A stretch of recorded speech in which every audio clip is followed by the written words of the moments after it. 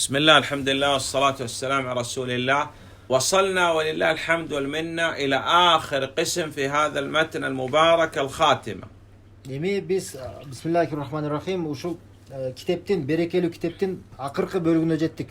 Аллахка шүгүр. ختم المؤلف رحمه الله تعالى هذا المتن المبارك بأشياء منها. نعم. Эми бул китептин автору рахимахулла ал деген ушул китепти бир төмөндөгү нерселер менен бүтүрдү. وجوب الهجرة من بلد الكفر إلى بلد الإسلام. Биринчиси бул капыр жерден, капырлардын жеринен мусулмандардын жерине көчүү бул парз. ونحن الحمد لله في هذه البلاد أسأل الله سبحانه وتعالى أن يمن على أهل هذه البلاد بالأمن والإيمان. نحن في بلد إسلام الحمد لله، المساجد، المسلمين، الصلوات، شعائر الإسلام ظاهرة ولله الحمد. Эми биз болсо мына Аллахка көптөгөн шүгүрлөр, мактоолор болсун. Ошол биз деген өзүбүз мына мусулмандардын өлкөсүндө, мусулмандардын жеринде жашайбыз. Жана Аллах Таала бизге тынчтыкты, жана өзүнүн жакшылыктарын бизге көбөйтүп бере бергенсин. Мисалы бизде мечиттер бар.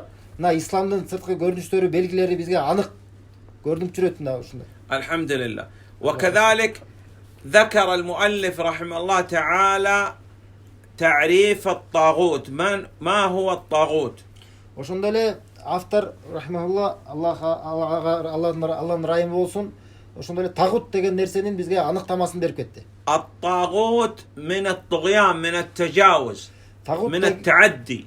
Тагут деген бул чектен ашуу, ушул чектерден чыгып кетүү деген, аша чыгып кетүү деген мааниден келет. يتجاوز بعض الناس هدانا الله إياه بأن يعبد الأحجار والأشجار.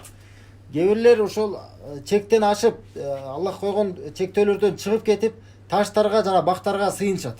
يعبد العلماء، يعبد الأمراء، يعبد السلاطين. Кээ болсо кээ падышаларга, кээ султандарга, кээ аалымдарга сыйынышат. يعبد الجن، يعبد الأشجار، يعبد النار، يعبد الشيطان. Кээ болсо жиндерге сыйынышат, кээ болсо бир бактарга сыйынышат, кээ болсо шайтандарга жана отко сыйынышат. الطواغيت يقول كثيرون ورؤوسهم 5. Эми тагуттун көптөгөн түрлөрү бар. Эми эң башкылары бул 5. الأول إبليس، نعوذ بالله منه. Эң биринчиси бул иблис. Аллах Тааладан жардам сурайбыз андан. الثاني من عبد وهو راض، يعني لا يمكن أن نرضى أن نعبد من دون الله. Экинчиси бул кимге эгерде сыйынылып жатса, ага сыйынып жатса, ал разы болгон адам. إذا جاء إليك إنسان وانحنى لك بالركوع وبالسجود ترضى؟ Эгерде сага бирөө келип туруп, сага рүкүү кылса, сага жүгүнсө, сага сыйынса, рүкүү кылып, же болсо сажда кылган болсо, сен ошо менен разы болосуңбу? لا يمكن أن ترضى. لو ترضى أنت طاغوت. Жок, эч бир учурда сен разы болбошуң керек. Эгерде разы болсоң, сен анда тагут болуп каласың. الثالث من الطواغيت من دعا الناس إلى عبادة نفسه، مثل فرعون كان ينادي الناس بأن يعبدوه من دون الله. Эми үчүнчү тагуттун түрү бул өзүнө сыйынууга башкаларды чакырган адам. Мисалы фараон сыяктуу.